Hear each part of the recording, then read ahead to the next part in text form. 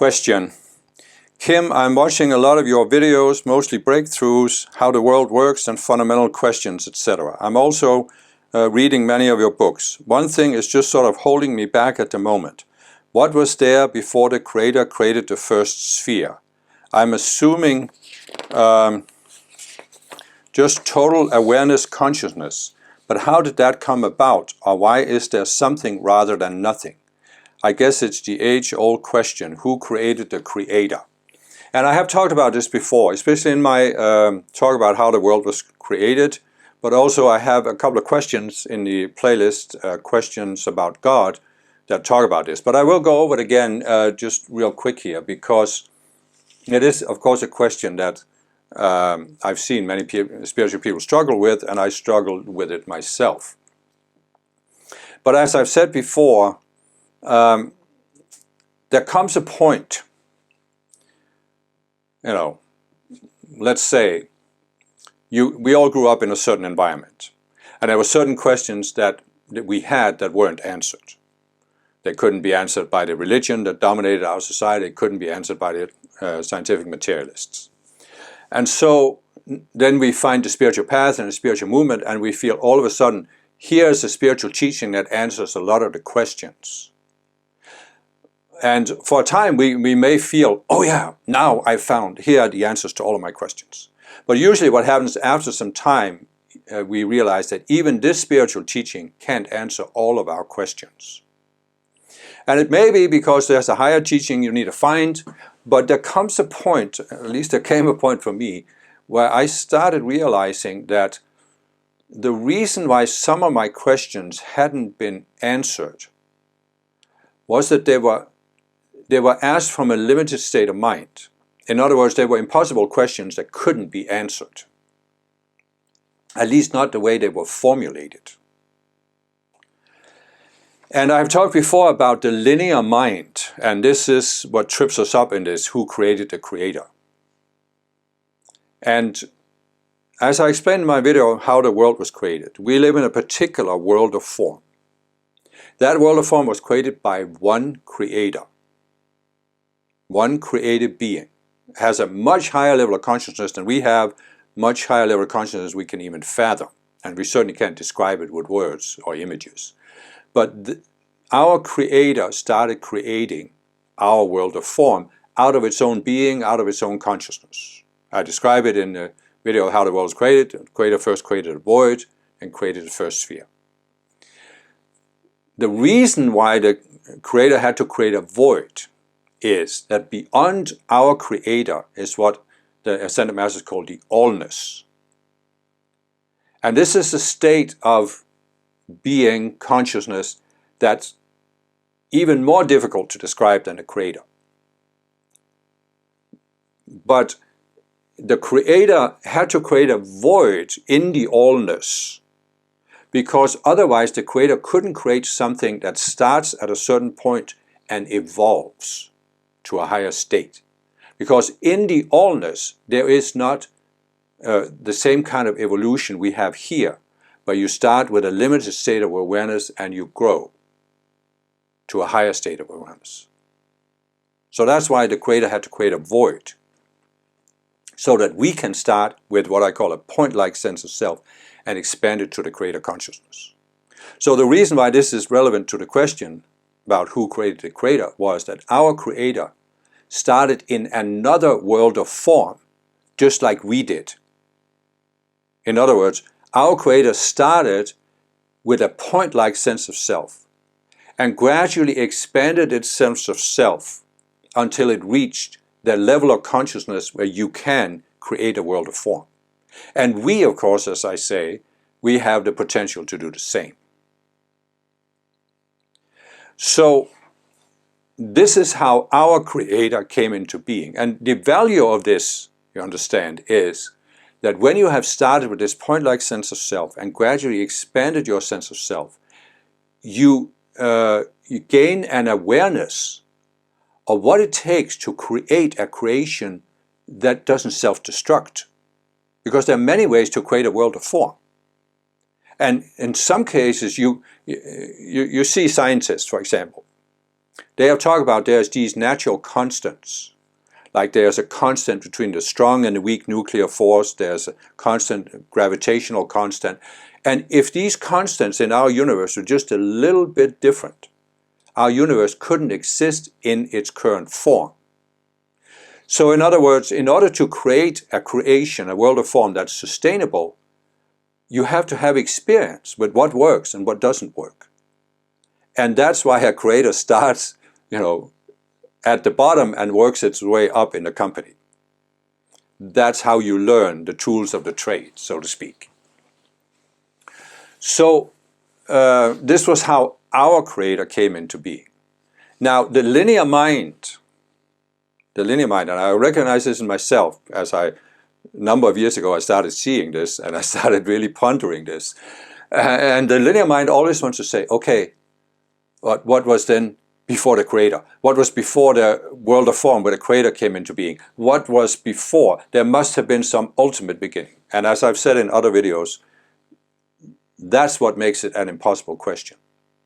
Because there comes a point where this is meaningless. There was never a time where there was nothing. In other words, it's meaningless to ask, why is there something rather than nothing? I mean, philosophers and scientists and even religious people have been asking this for a very long time. But it's a meaningless question because there is something. Why did it have to start? Why did it have to have a beginning? Couldn't there always have been something? We are here, we experience there's something. That means there was always something. There was never a time when there was nothing. If there was nothing, we wouldn't be here to ask the question. You see, there just comes a point where you have to consciously recognize that you have reached the limitations of what the linear mind can do, what the linear mind can recognize. And it's understandable because, as I said, we live inside a world of form that did have a beginning. And it will have an end. Where, as I explained, we have reached the last sphere, whatever that is, I don't know what the number is, and the last sphere has ascended, then our world of form will have ended its evolutionary phase. But then I assume it will go into the allness, become part of the allness. I don't know this, but this is just my sense. So in a sense you could say it doesn't end. It doesn't mean that poof, all of a sudden this entire world is erased. But I'm just saying the fact that we are living in a part of, what do you want to call it, reality that evolves and had a beginning and will have an end point, it doesn't mean that there was an ultimate beginning and an ultimate end point. There's always been both the allness and the level where there's evolution. And you even have to, if you really want to think about this, you have to consider that what is time? You have to certainly consider how the linear mind looks at time. Because time, we see it as a very linear process. We start at a certain point and then the seconds tick off and now we reach another point. Now it's 2024 instead of 1957 when I was born, or 1960 something when I first became aware that there's something called time. And it's just the linear mind that wants to dial it back and say it must have been a beginning of time. But was there an absolute beginning of time? Yes, you can say in our sphere, when the Creator created the first sphere, where there was form, that was the absolute beginning of time. When our sphere was created, that was the absolute beginning of time in our sphere. But does that mean that there wasn't other creations before ours? And in the allness, does time really have any meaning? Certainly not as we see it. And that's why I think There's always a temptation, and I see this both in myself and certain other people I've met.